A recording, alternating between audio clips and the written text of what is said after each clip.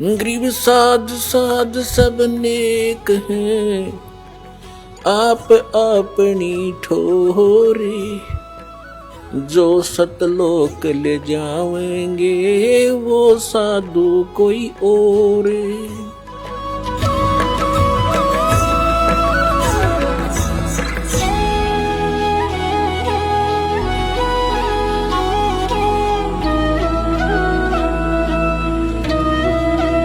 सतगुरुदेव की जय।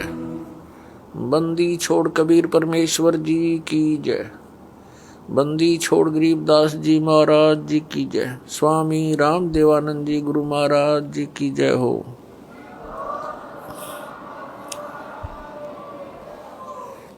तुमरे विसारे क्या बने, मैं किसकी शरण में जाऊं। शिव ब्रंच मुनि नारदा, तिनके हृदय न सुनो।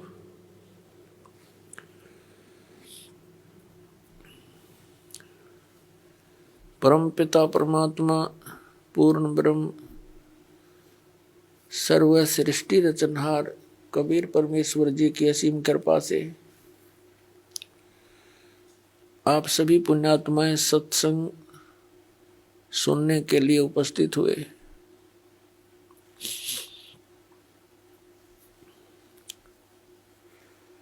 सत्संग में आने से इस जीव को ज्ञान होता है,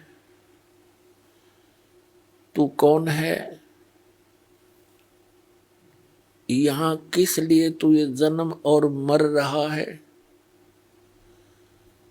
तुझे ये मालूम नहीं अगले क्षण में क्या हो जाए।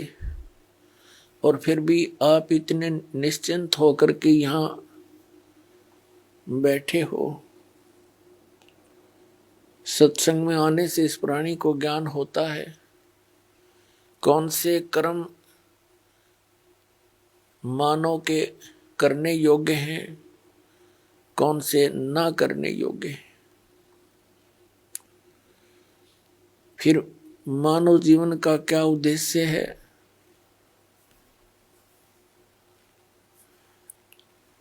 ये ज्ञान होता है कि मनुष्य जीवन किस लिए प्राप्त हुआ है। फिर उद्देश्य से परिचित होकर के ये प्राणी उस परमात्मा के पाने के लिए तड़प उठता है, क्योंकि इसको अभी तक यथार्थ ज्ञान नहीं हुआ था। काल भगवान जिसके लोक में हम रह रहे हैं, ये एक नंबर का विलियन है, ये खलनायक है। आप फिल्मों में देखा करते हैं जो खलनायक की रोल करता है वो कैसा व्यक्ति होता है। वो तो एक सिंपल रोल करता है, ये रियल में कर रहा है। इसने हमारे परम पिता को बुला दिया, इसने परमात्मा का नामो निशान मिटा दिया। अपने आप को ये भगवान सिद्ध करके बैठ गया। और फिर इसके काल के दूतों ने, नकली संतों ने, ज्ञानहीन प्राणियों ने श्री ब्रह्मा, श्री विष्णु, श्री शिव जी को बताया कि यही सब कुछ हैं, यही व्यवस्थक हैं, उत्पत्ति, स्थिति और संहार यही करते हैं। ब्रह्मा जी को तो कुछ एक बता ही देते हैं कि ये इसकी मृत्यु होती है, इसका कुछ समय निर्धारित है जीवन का। लेकिन श्री विष्णु, श्री शंकर भगवान जी को ये अजरो अमर बताया करते थे। इन्हीं की पूजा का विधान दृढ़ किया करते थे, जो किसी भी सदग्रंथ में प्रमाण नहीं था। तो इन काल के से प्रेरित संतों ने सभी पुण्यात्माओं को मिसगाइड कर रखा था। स्वयं परमात्मा आते हैं, इस अज्ञान को समाप्त करते हैं, अपनी प्यारी आत्माओं को सीधा राह बताते हैं। आप देखते हैं जितने गुरु उतने ही उनके मार्ग, उतने ही विधि भक्ति की, जितने संत उतना ही उनका अलग अलग ज्ञान।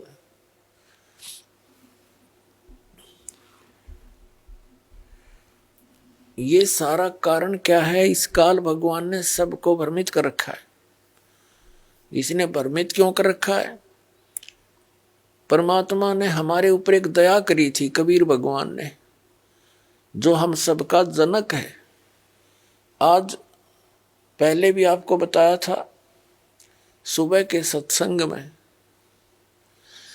जब इस काल भगवान ने इस दुर्गा देवी जी के साथ बद व्यवहार करने की चेष्टा की थी, इस दुर्गा जी ने अपनी इज्जत रक्षा के लिए इसके पेट में शरण ली थी।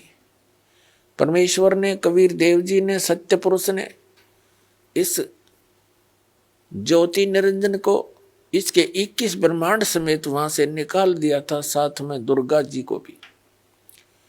और साथ में इसको एक ऐसा वचन दे दिया था कि यहां जो ऐसे कर्म करता है सच्चे लोक में, उसको ये रोग लगता है। 1 लाख मानव शरीरधारी प्राणियों का नितहार आहार करने का, इसको वो श्राप लगा हुआ है। 1 लाख मानव शरीरधारी प्राणियों का ये नित आहार करता है।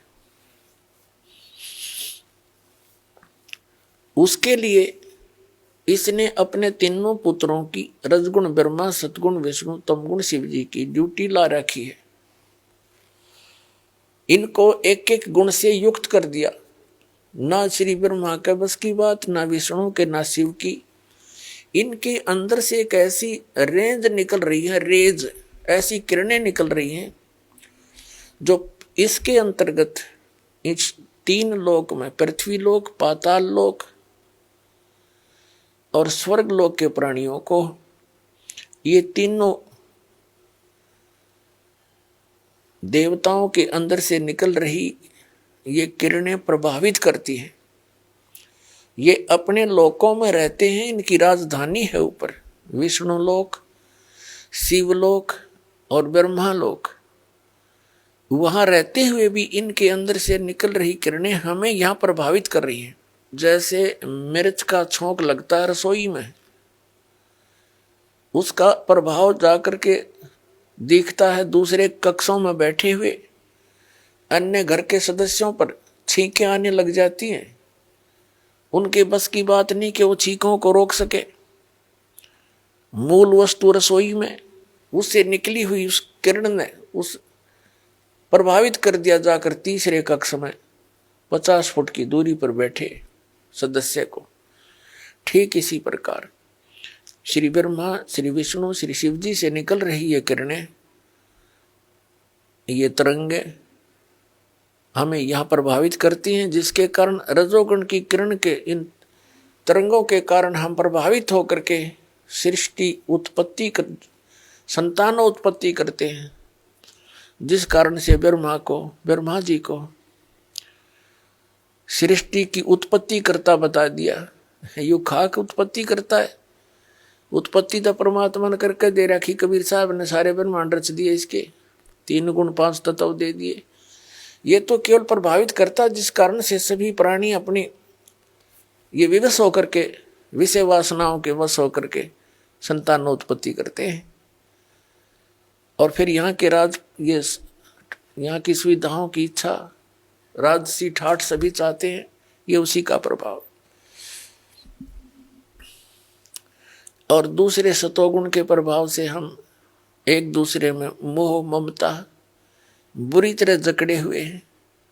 जीव के बस का नहीं ये ममता मोह हटा दे किसी सदस्य से, संपत्ति से या इस संसार से।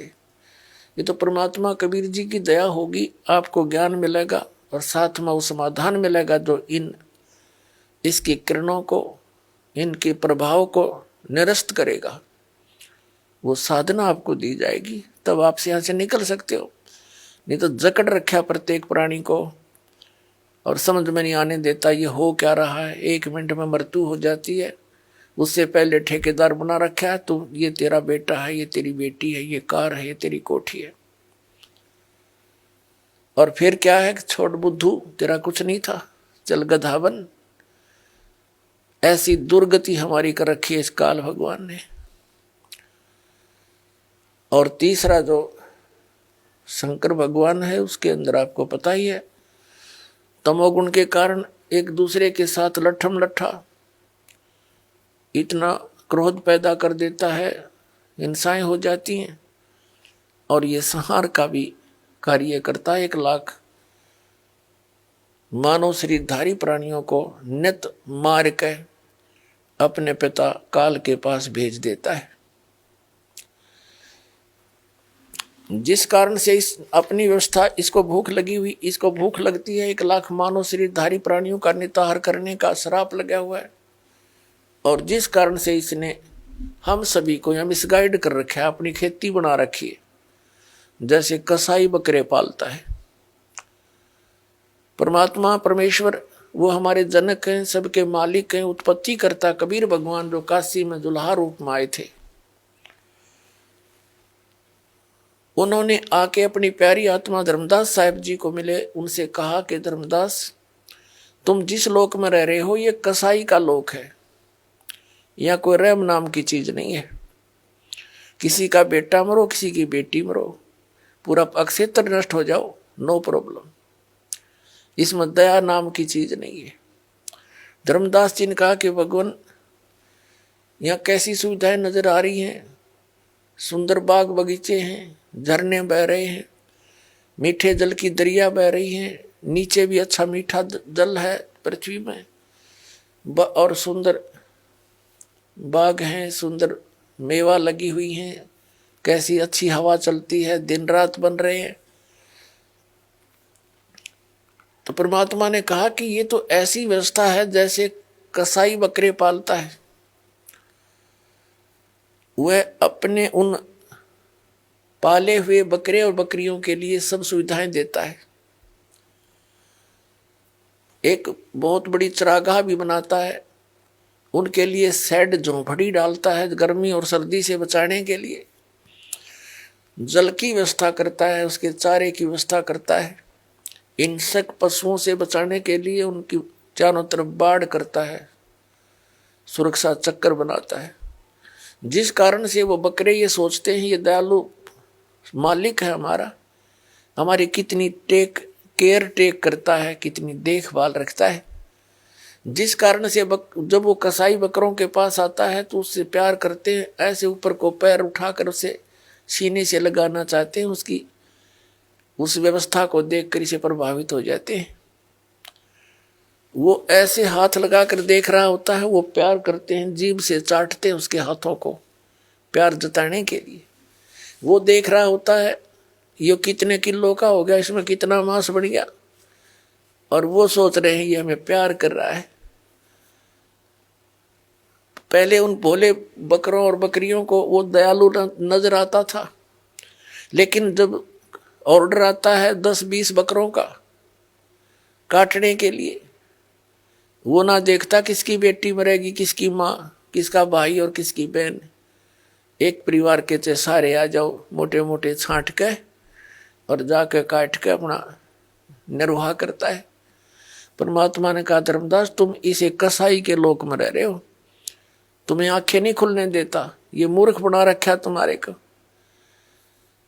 पुणात्मा, जिस समय आप परमात्मा की सत्यनारायण कथा से परिचित हो जाओगे, सत्यनारायण कथा का अर्थ हो सच्चे भगवान की जानकारी, उसकी महिमा का गुणगान, अविनाशी भगवान की गुणगान।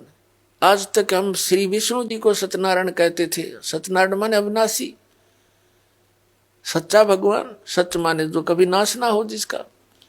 और विष्णु जी की मृत्यु होती है, शंकर जी की भी मृत्यु होती है, और ब्रह्मा जी की भी मृत्यु होती है। तो ये सत्यनारायण नहीं थे।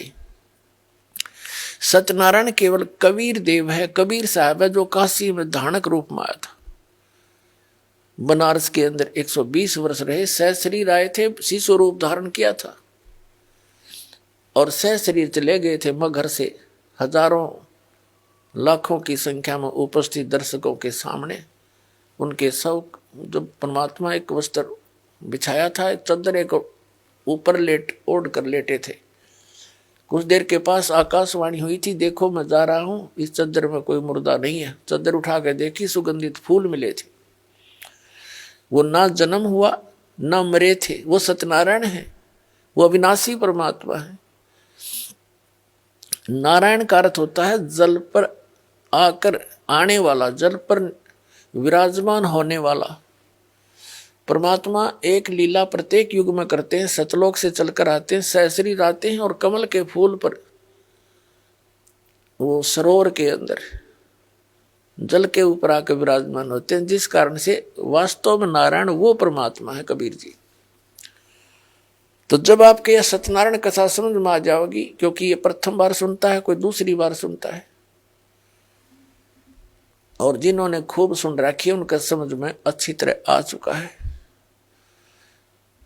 तो ये लोक ऋण का नहीं है, हमें विकल्प नहीं मिल रहा था। पुण्यात्माओं, इस परम पिता की शरण में आने के बाद, कबीर साहिब की शरण में आने के बाद, आपके जितने परिवार के सदस्य हैं सब सुरक्षित रहेंगे। आपको आवश्यक वस्तुएं उपलब्ध करवाएगा, तभी हम भक्ति कर सकते हैं। जिसके 24 घंटे टेंशन रहेगी कोई किसी ना किसी वस्तु की, तो भक्ति नहीं कर सकता। पहले तो आपको टेंशन फ्री करेगा। जितनी आपकी आस्था इस भगवान में बढ़ती चली जाएगी, जितना विश्वास बनेगा उतना ही आपके निकट आएगा। विश्वास बनने में देरी लगती है, क्योंकि हम अज्ञान से परिपूर्ण होते हैं जब परमात्मा की शरण ग्रहण करने के लिए आते हैं। कुछ तो अज्ञान इन सत्संगों से, पुस्तकों से, टीवी चैनलों से हट जाता है। यहाँ आने के बाद रहा कहा फिर मांझा जाता है प्राणी, और फिर यहाँ आने के बाद आशीर्वाद, प्रणाम, भगवान की मंत्र दिए जाते हैं। धीरे धीरे ये आत्मा इतनी निर्मल हो जाती है, प्रत्येक बात पर जो दास बोलेगा उस पर विश्वास होने लग जाएगा। अभी तक तो कुछ पर विश्वास होता है, कुछ पर अविश्वास होता है। तो इसी प्रकार परमात्मा पर हम पूर्ण विश्वास ना कर पाते, तब तक देरी रहेगी आपके सब कार्य सिद्ध होने में। और जब आपको पूर्ण विश्वास हो जाएगा, है फिर तो कहना ही क्या है।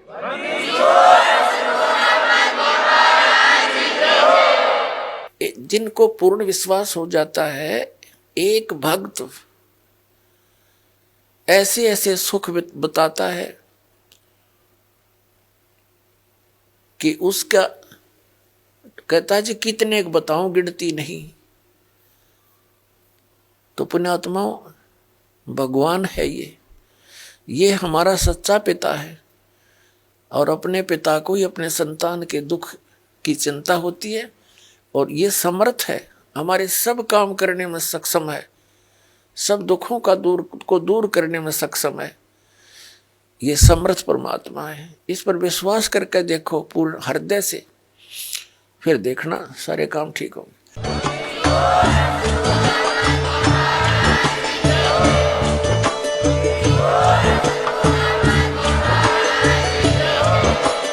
आप सुन रहे थे जगत गुरु तत्वदर्शी संत रामपाल जी महाराज जी के मंगल प्रवचन। अधिक जानकारी के लिए विजिट कीजिए हमारी वेबसाइट www.jagatgururampalji.org। संत रामपाल जी महाराज जी के शुभ आशीर्वाद से पूरे विश्व भर में 500 से भी ज्यादा नाम दीक्षा केंद्र हैं, जिन पर संत रामपाल जी महाराज जी द्वारा ऑनलाइन निशुल्क नाम दीक्षा दी जा रही है। अपने नजदीकी नाम दीक्षा केंद्र का पता करने के लिए संपर्क करें 8222880541।